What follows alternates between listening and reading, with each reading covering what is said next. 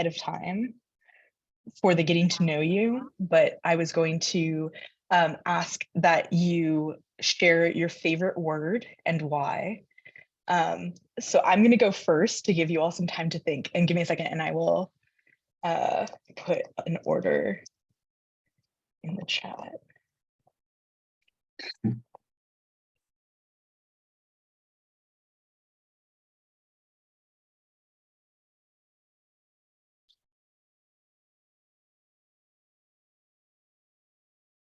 So my favorite word is petrichor, which is like the sweet smell after it rains when it's like hot out. That's what it means. And I think it's just a fun word to say.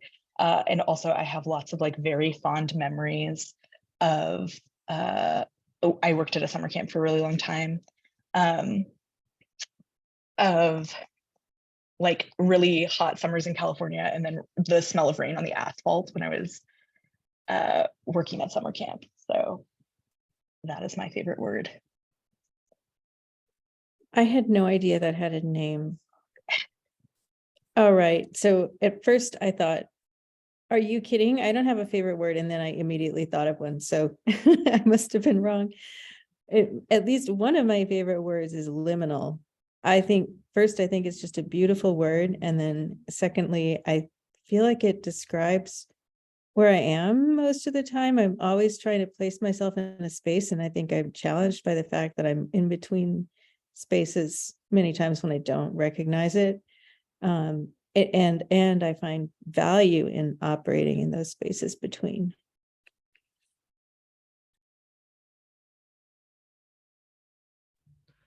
Yeah, great words. I'm going to take a different track on it, and I think I did have a favorite word. I was ready for this. No one's ever asked, but it's glitch, and I just like it because I always, when I was younger, loved to write it in cursive. It just flowed really well. All of those letters just really flow, and it just always made me really happy that you never had to pick the pen up. Nothing else except for that final, I and T, and that was very final to me, and I really liked it.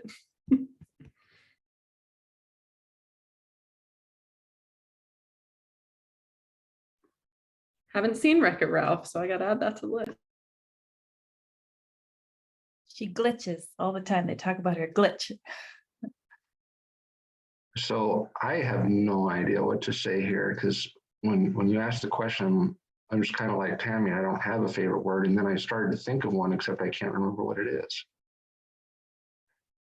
And yeah, I guess you could question whether it's sufficiently favorite if I can't remember it. But it's a word that one of my colleagues at Illinois, Bill Rose, likes to use to kind of talk about just kind of screwed up situations or things like that. And so before my turn, I'm like in thesaurus trying to find out what this word, it doesn't show up. So I'm going to defer for now. That's okay. I also had a favorite word that came immediately to mind. So kerfuffle. And I think that comes from, I don't know, several years ago, my dad used it in a very serious way, like not jokingly, and we gave him a hard time about it. And ever since, he's just leaned into it. It's like part of his normal terminology now, because we gave him so much of a hard time about it. Like he has embraced that as his word. So, kerfuffle. Spelled with a K, not a C, which has always surprised me. I know the K. It's an interesting root. I hadn't thought about it having a favorite word. I really don't like picking favorites, but I appreciate the question. So, because I think the word that came to mind is the word maybe. Probably my favorite word. Nice. Well, thank you all. I alternatively was going to ask you what your favorite like child-friendly joke is, but then I figured that was harder to come up with on the fly. So I figured this would be easier. It's always interesting. Boondoggle. That's a good one. Okay, yeah. So no, I'm glad. Yeah, so my kind of thought for today is really, I just want to get kind kind of open-ended feedback, I figured I could put sort of like what we see as the things we're trying to accomplish from the survey in the chat to refer to. But in general, open to hear any kind of thoughts you have. The plan, Erica has been working on the IRB, but the plan is for us to kind of meet to revise these topics and make changes, and then we're going to start pre-testing them.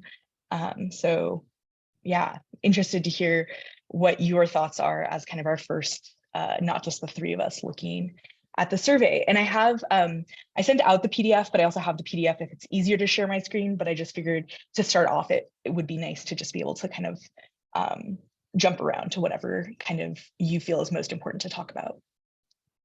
Cool. So I have a couple thoughts I could share. I think it covers a lot of really good pieces of information. So I think it's first and foremost, like it seems like a nice data set that would come from that. One concern, and it's just, I think we do enough surveys as some of our stuff that I might be overly sensitive about this, but like survey fatigue, like it's pretty beefy. There's quite a bit there.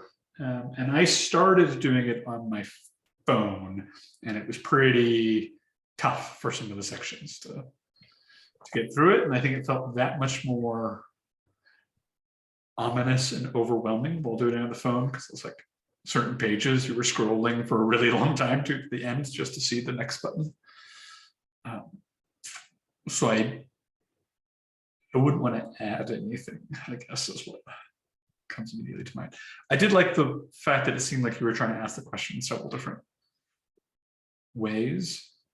The only other one that caught me, and maybe there's a good reason why we do it this way, but I think like halfway through or so, there seemed to be a flip in terms of strongly agree or whatever the positive indicator was being on the right. And at some point it switched to the left. Maybe that's a good thing because it nearly caught me because I was assuming it was one way and had to like catch myself. But also raises a bit of a concern for me that other people might do the same thing, especially if you're doing it on your phone and you can't see the top after a while. Yeah, no, I appreciate that. One of the things I should have said in the email is that we don't recommend you take it on the phone. So one of the nice things about how it's going to be presented is we're going to have it preloaded, right? And so we'll know what system it's being given on. And so, yeah, matrix tables in particular are always a real pain on cell phones. So I do apologize for that. Yeah, and we've gone back and forth about this, strongly agree, strongly disagree, because it does. Which I think that we're probably going to change them all to be on the same side. But yeah, I appreciate that. I want to say that one of the things, we're not just looking for additions, so if there are things that you felt were kind of unnecessary, I'd be interested to hear that, because we've cut it down significantly, but are also looking for other places to cut if there were things that stood out. I have some questions about how you think you're going to administer it, but I'll wait to the end. So I'll put a little flag up there that I have a question later. So That sounds good. I had some questions just about the answers available to people. So especially like if on that first, somewhere in there you'd chosen you don't have a smoke alarm, there didn't seem to be an option to choose later on when it asked how often do you change the batteries or any of that to put don't have a smoke alarm, or any guidance at the top saying you could skip questions if they didn't apply or not applicable. So that was something, and same for like filters in the furnace. There's no option to say I don't change them because I don't have a furnace or any of that, or HVAC system. So Yeah, I options think like that. most of those should have skip logic, so they should only show up if you select them. I was going to ask about that because I know I chose that I don't have an HVAC or any of that, but I did get the questions. Yeah, I'll check. I know that there are some that automatically populate, and then some that are skip logics. And along those lines, it made me want to go back and check because I was like, well, maybe I did choose that I have filters, but there isn't an ability to go back. But that might be by design, I thought. Yeah.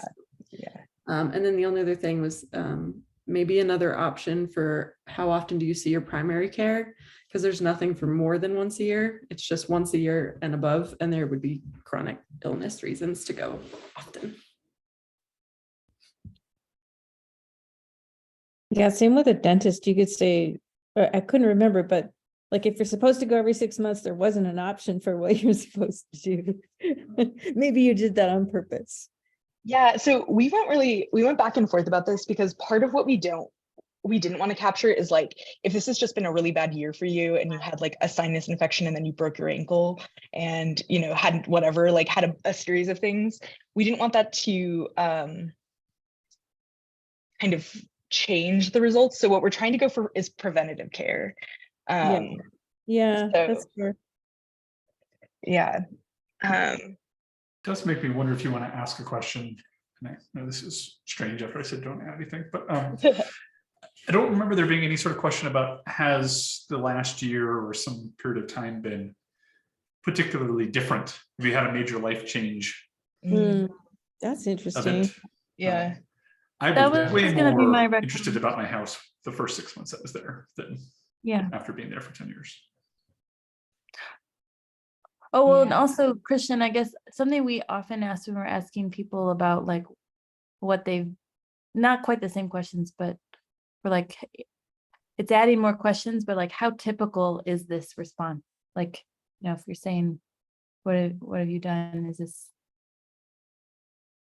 and I think we've had it on like a 3-part scale, like this is normal, more than normal, less than normal.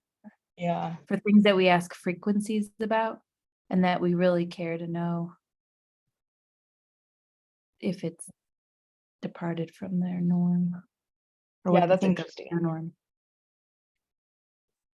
So one question that I got kind of stuck on, and I did take it on the phone and I was going to talk about some of the mechanical difficulties of that, but I'm going to skip that because of what you said before. There's a question about how many bathrooms you have. And very many houses have half baths. And people know that their house like a 3-bedroom, 2.5 bath house. And so I thought about our house and I thought, well, it's 3.5. Do I put 3? Do I put 4? Yeah. We can change the So- language. Yeah, so I think either we need to allow for half baths or we need to do like full baths and put in parentheses something like including bathing facilities. Why is that an important part of the survey though? Because I think that depends, right? It depends what kind of information you want. I know that the people have this weird 2 3/4 baths or whatever, but I'm like, we have 4 rooms with a toilet in it. I don't know what's a 3/4 bath or a half bath, so I put 4. So even Paul's and my answers are going to be different for the same house. Yeah. No, that's interesting. I think we were thinking but- full bathrooms. So Yeah, and from an indoor air quality perspective, usually full bathrooms are what people worry about the most. yeah. And while I'm also not quite sure what a 3/4 bath is, although I know people say they have those. There are, I think, there is a real meaning to a half bath Right. that people tend to recognize. It's the toilet and sink. That's a half bath. Well, maybe just right, like what if it is for IAQ and it's the generation of water that matters, then maybe you could say how many showers and baths do you or something. Yeah, just the thing that you're really trying to get at. No, we can definitely add like a definition for sure. Yeah, I probably would have gone the other way. Like, I understand where you're coming from, Paul, that oftentimes it's like the full bath that we care about from an air quality standpoint. But I think with the amount of stuff that's coming out in terms of the air fresheners and the fragrance things and all of that, I bet half baths are just as common to have a bunch of those. Well, and that's a real question that there's nothing about a half bath that prevents you from having all the VOCs. There are people who really get freaked out, feel like one of the things we have to most worry about is toilet plumes. And you get toilet plumes in half baths just as much as you do in full baths. So we have kind of this historical thing of focusing on moisture, which means you care about the full baths, but in reality, as you say, Christian, that's not necessarily the case. But people know that this one downstairs in the hallway is a half bath. And so they don't necessarily know how. So I agree with what Tammy is saying. What's the intent? Mhm. Regarding whether you want to include or exclude those half baths.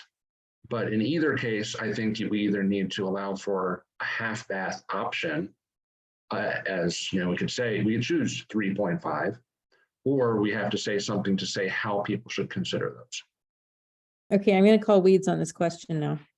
Yeah, I will say really quick that the thinking behind it was like water, right? Humidity, but then also we're trying to get a sense for how big the house is in terms of like how much they have to take care of and maintain.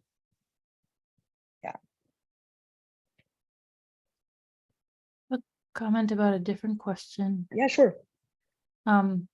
Questions about concerns.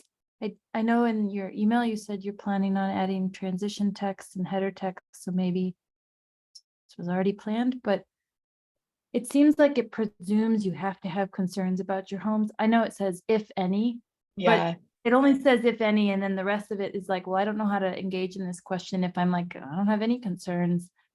Are you trying to avoid having that option?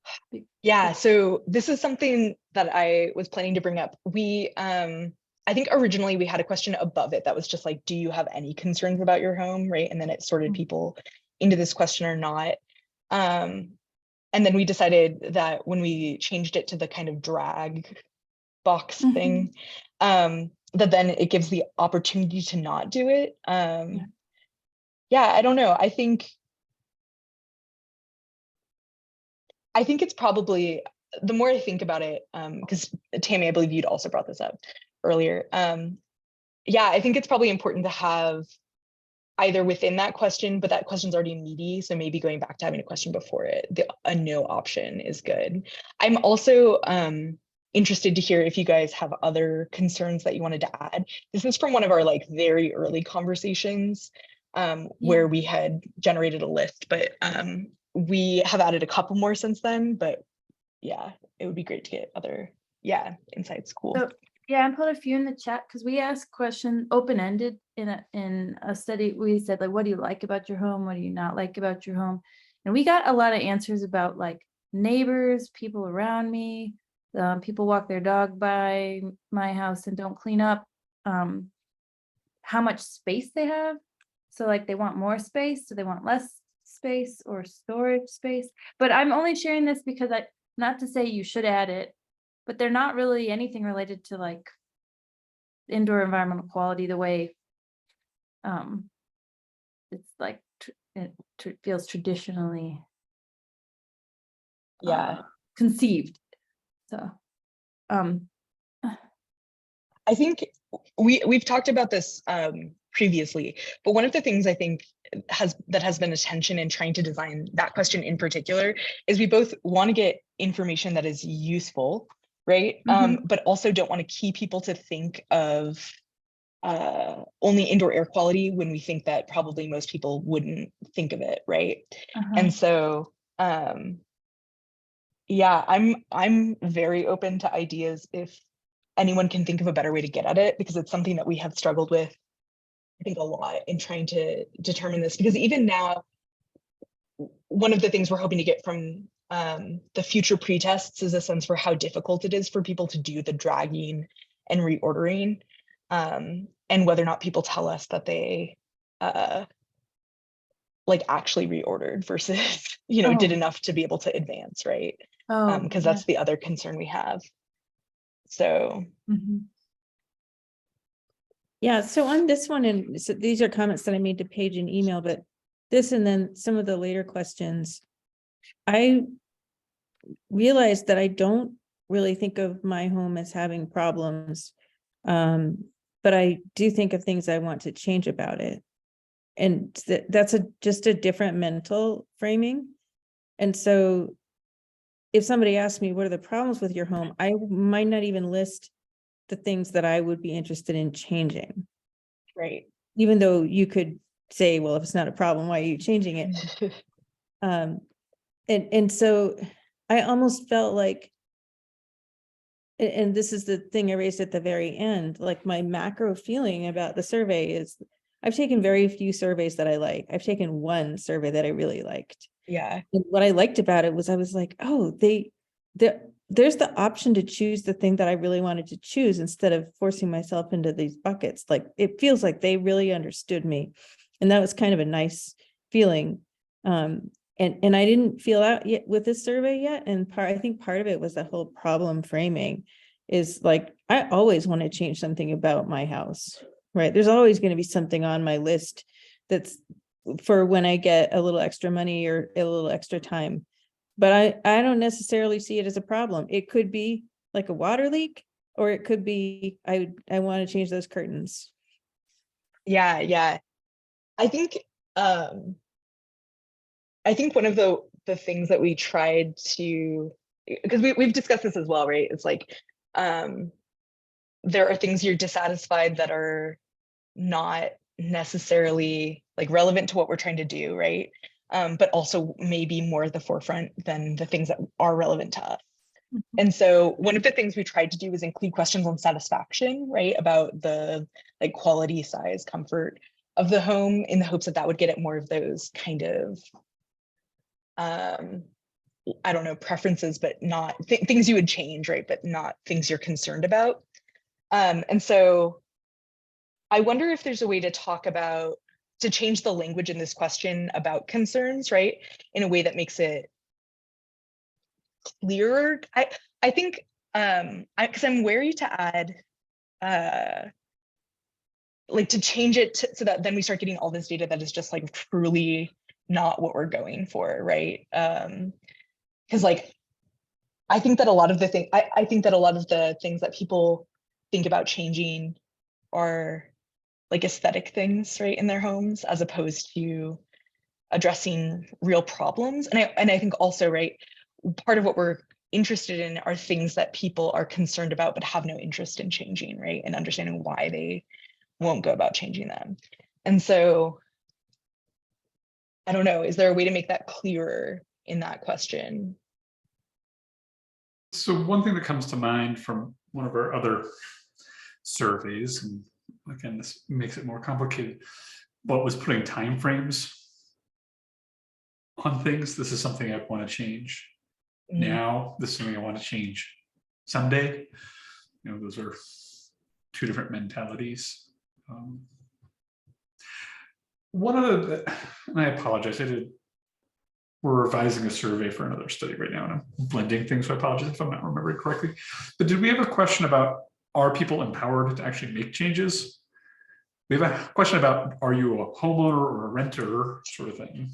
Yeah, so we're anticipating that we're not going to have very many non-homeowners just because of who the sample is. But yeah, I don't know if we do have a question about that. I think we have some options that get at the fact that you don't have control over those things, like a certain kind of maintenance or change functions. But you could be a homeowner and not be allowed to make changes, right? So we've had, HOAs, right? That comes to mind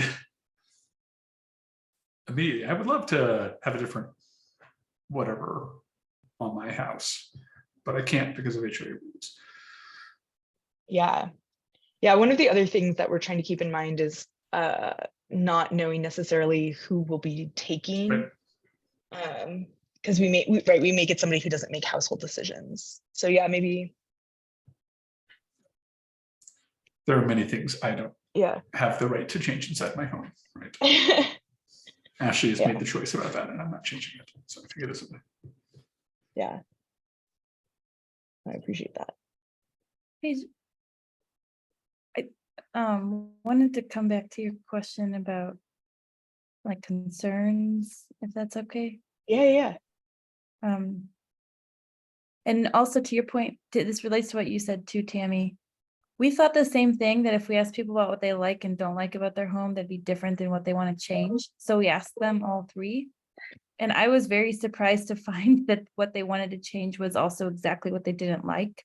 So I like Christian's suggestion about time frame Mhm. being a way to maybe rank things, because we didn't get quite the information that we expected to get more information out of those 3 questions combined. I guess I'm advocating maybe, like, I don't know that you need to change the language for concerns, but, and I feel like every survey discussion I've been a part of is always like, oh, add this, and you're trying to scale back. We got really good feedback about asking people what they liked about their home. They really liked being invited to tell us something. And sometimes it was things that were not related to what we were, interested in. But I think, like what Tammy was saying, they just had a more enjoyable experience. Yeah. And then we asked that one first. And so it seemed like, and we were doing it in person. So obviously that's very different than doing it online. So maybe that's part of it. But it was kind of a slog, and we asked them what they like, and they kind of open up. And then the question about, well, what are there some things you don't like? And I think we got like richer answers because people were, I can't prove that, but I think it helped to ask them what they like, because they like talking about, it's like talking about themselves almost, right? The home, Yeah. a lot of their identity. No, and I think there's like significant evidence that if you get people to start thinking about something previously with like a softball question, that then they're already thinking about it. So when you ask the question you're interested in, right, they're more deliberative about it, as opposed to just putting their automatic response. Paige, I'm sure you talked about the order a lot. But I found, so you mentioned you didn't want to get a lot of information about things that weren't, that were along the lines, like, do you want to change your curtains, or would you like to get new furniture? Yeah. What I found going through that survey is a couple of times those big macro level questions appeared after the in-depth questions about particular things. And so I had the feeling like, oh, I wish I could say this in this question. And then I got to the next question. I'm like, oh, there it is. If I had known it was coming, then I would have not been so resistant to that first question. And so is there a reason that you put those afterward, and that like, No. Yeah. So no, the organization is not set. One of the things that we're trying to figure out, hopefully with pre-testing the questions, is trying to figure out kind of like what are the questions people don't like, so that we can probably put them towards the end so that they don't prevent people from continuing the survey. And so we sort of haven't touched the organization of it because we were waiting to get feedback. But part of that feedback is we're interested in your feedback. So if there are specific questions that you feel like were more general that came later that you think should be moved up, I'd be interested to hear them. If you don't remember, that's also okay, because we'll ask other people as well. But for example, the one about, there were ones where you could say what you were concerned about, and then the next one was more general and had safety. And so I was thinking, if I'm in an area where I'm concerned about my personal safety or crime, then I'd be like, I don't care about all this stuff. I want some safety. And yeah, so moving the satisfaction question up, right? I don't remember. Yeah, I think that was a satisfaction question. I don't remember the form it took, but something like that, where a subset comes after the macro level question. Yeah, no, that works. Another thing that I got a little bit stuck on, there's questions where you have options of, like, how often do you do something? Always, sometimes, rarely, never. I'm like, well, I do it like 19 out of 20 times. That seems like more than sometimes, but it's not never, or it's not always. So I found myself wanting a usually. Okay. Kind of usually is the opposite of rarely. Sometimes it's coin flip.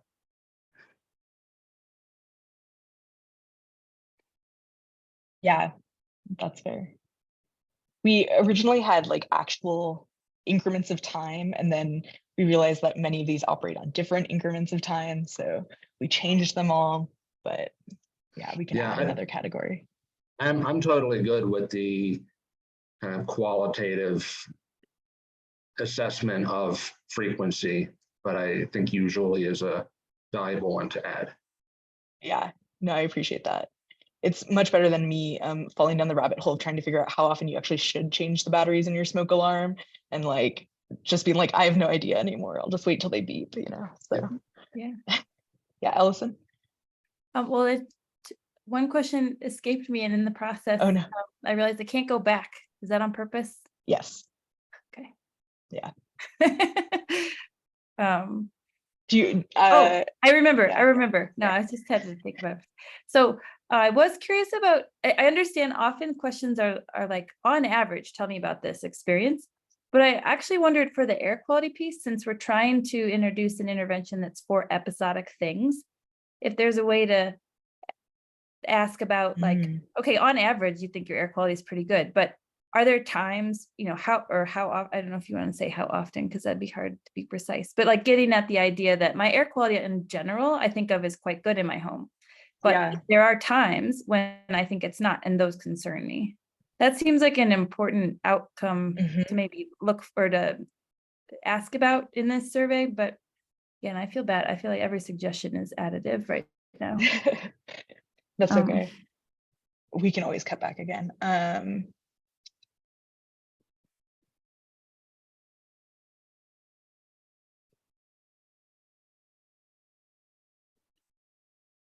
I guess, do we think we get different information from asking about whether or not they are aware of like times when their air quality is bad?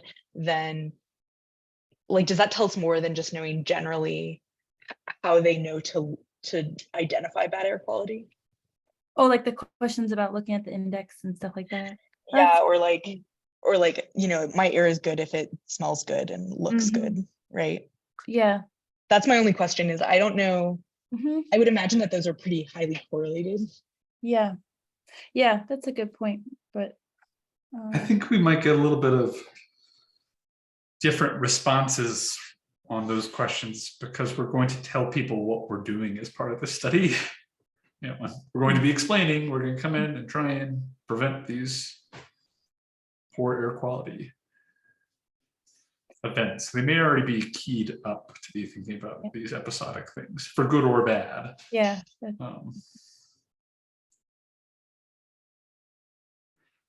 So maybe this is a good time for my question. I was kind of like, Yeah.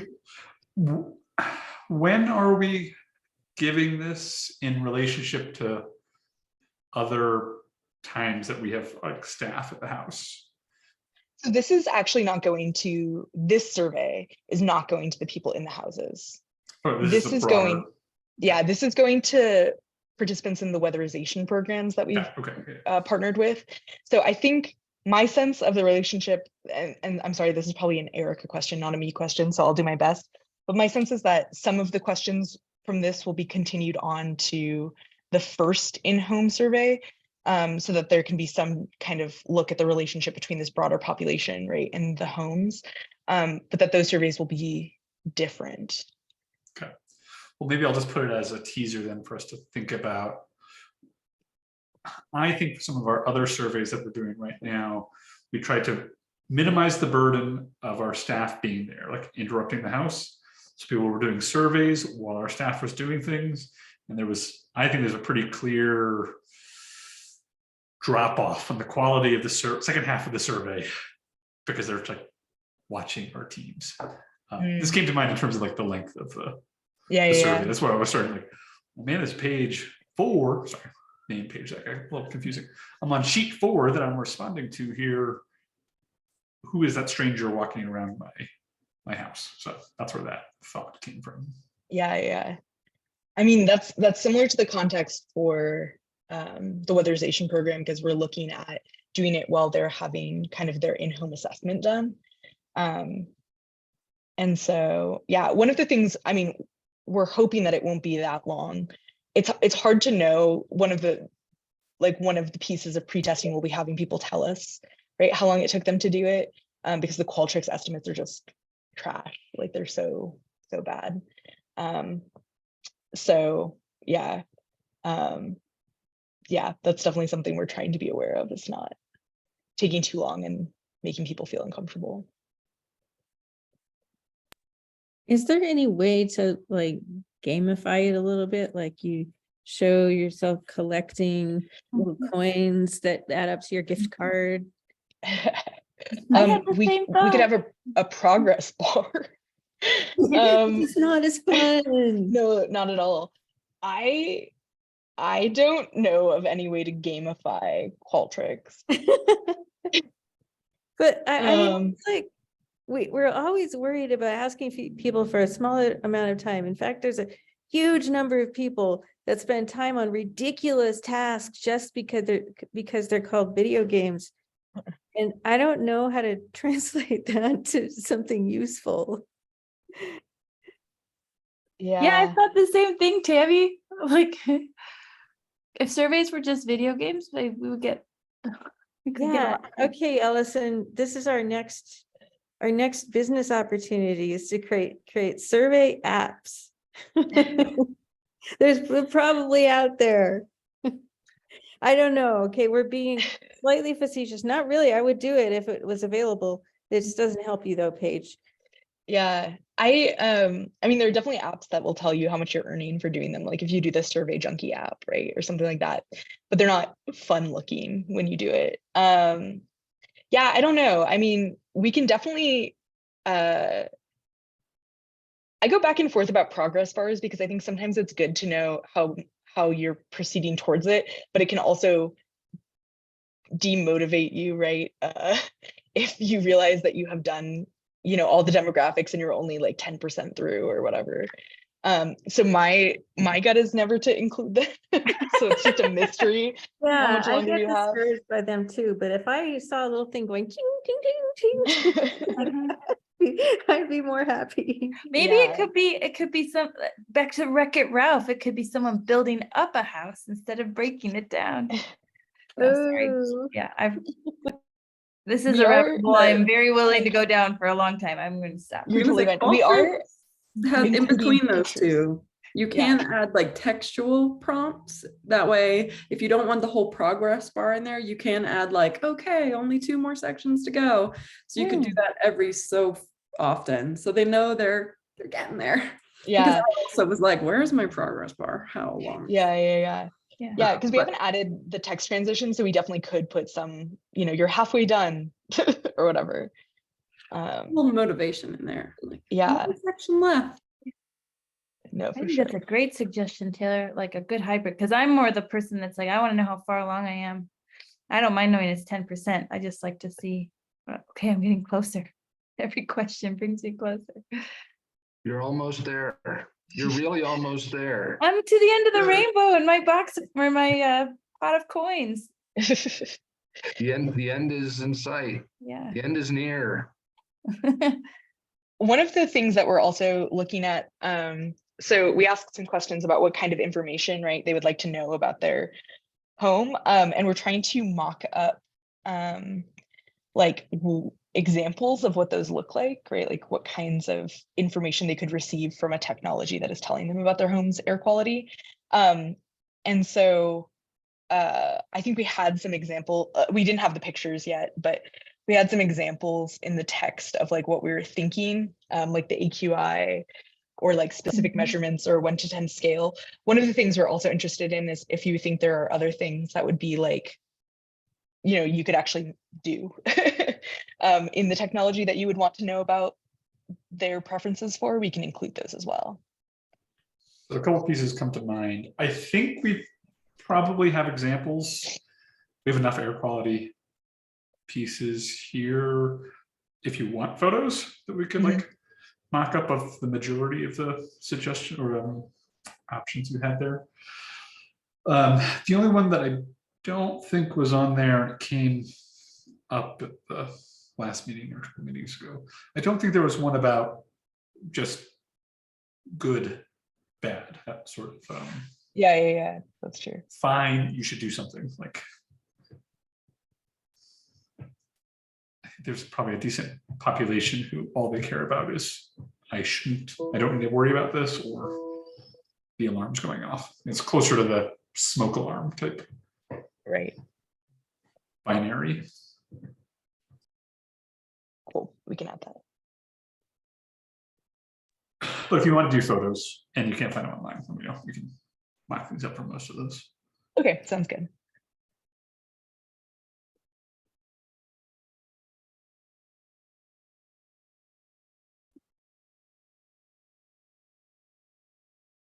So one of the other questions is about the trade-offs between time and money. So we went back and forth about how to do this. And Tammy, in your email, you said that you were not a fan of Alex and Sam. I like I am. to answer it because I'm like, there was too many words. Yeah. So oh, screw it. I can't even figure out how they're different. I mean, I know you were so careful to explain everything, and it was like the extra explanation that I was like, I think this is clear, but I'm not going to try to figure it out. yeah. But that's just maybe because I'm lazy, but I guess your survey respondents are going to be lazy. Right. It seems like a good idea, but I tried to implement it and it just, I'm sorry, I'm a bad respondent. No, you're totally fine. Did other Yeah. people like Alex and Sam? I also hated that everybody was male, so sorry. Well, see, we picked Alex and Sam because they are technically gender neutral terms, because before it was like Sally and Maggie or something. And we were of the opinion that perhaps men would feel like they couldn't that is perceive themselves. See, that's my stereotype that I assumed they're both men. Whoa. Okay. So anyway, never mind that. It wasn't a huge thing. Yeah. It was just. I will say I had to reread them a couple times to make sure I was selecting the right one. I also did mine at like 5:45 this morning or something, so it may not have been like a fair time to do it either. But it did feel, I don't know, I got too in depth in terms of like flashbacks to middle school word problems and making sure like I was dissecting the I also had a problem with the, I'm sorry, I'm creating a lot of trouble here, but Do it. like for me, it depends, right? I will Yeah. generally give money to save time up until it's ridiculous, and then I will not do it anymore. And so Yeah. I didn't find myself able to identify with either one of them. I was like, what stupid person would always do things the same way? Yeah. We the one talked that about came this. to mind for me is convenience. There's a difference Yeah. between like time for me, in my opinion, and convenience annoyance Mhm. sort of things. So Yeah, because we had a neither option, and then we decided to make people force a response, right? Or like a, it depends option. Yeah, I Because looked at that one as But neither of them was me all the time. So it's like, which one am I more like yeah, more of the time? But I will say, like, second sentence in on the first one, I was like, okay, I know where this is going. And then I got to the end, I was like, okay, now which one was this one? And then go back and look at two options. I already can't remember which one was which. yeah. it was like so careful, and that was the problem. Well, so these are not ours, right? They're like validated How measures, did they but get validated? well, I think they're qualitatively validated, right? A bunch of other economists agreed that they could measure things, right? Trust anything an economist validates. Nor do I, but Hey, which is where the oh. language comes from. Sorry, yes, Allison. That's where I have a question. So I, as a respondent, don't like those questions because like Tammy, I always think, why would I ever be one person? However, my question is, does the literature suggest that how I answer that question tells you something worthwhile about the respondent, even if they are variable? Like if I'm forced to choose between the two, do you learn something about me that's like a fixed effect that's important to know? And it speaks to, I know we're close to time, my closing question my closing comment that I think you've already done a lot of work on is like, if you know why you want to use every question, then like, great, but I found it to always be like editing something where you suddenly find out, oh, it needed to be 1,000 words less. It's like, oh, I can actually say it in 1,000 less words. Like going through and being like, what am I going to use this question for? Because my hypothesis is that this question is going to be used to bin me, and that the people that I'm binned with are more like me than the people in the other bin, even if I don't like the question. Right. Yeah. So there is evidence that this is important for how people make decisions about money time trade-offs in terms of like purchasing decisions. I think, I don't know, it's possible that we could get at it with a shorter question. That's something that we've discussed, right? But yeah, I think that there's, I don't know, yeah. I think that there's a potential to try to rewrite it and make it shorter. But I do think that the information in it is important, because we spend a lot of time thinking about the kind of more time-based stuff, but I do think it's important to have some sense of what their perception is around kind of money and time. And it's just a matter of getting there. Because part of the issue we had is we had a shorter version of it, and I can't get into Qualtrics right now to find what it was, but I think we were afraid that it came across as too like technical, and we felt like this was a more approachable way of asking about it. Paige, would it be illegitimate to, however you change those, to say like a 1 to 5, to what extent do you think you're like Alex? Like you have Sam on one side and Alex on the other side? Yeah, do like a slider. Yeah, because I feel like I could respond to that better, even if those bins are not well defined.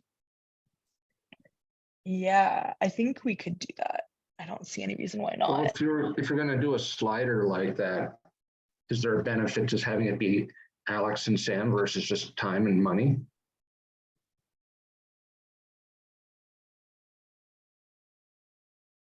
So my concern about that is just, and I'm sorry, I don't want to go too far over time, is just that then you have to do a lot of explanatory work, right? About the conditions under which you're making that comparison, right?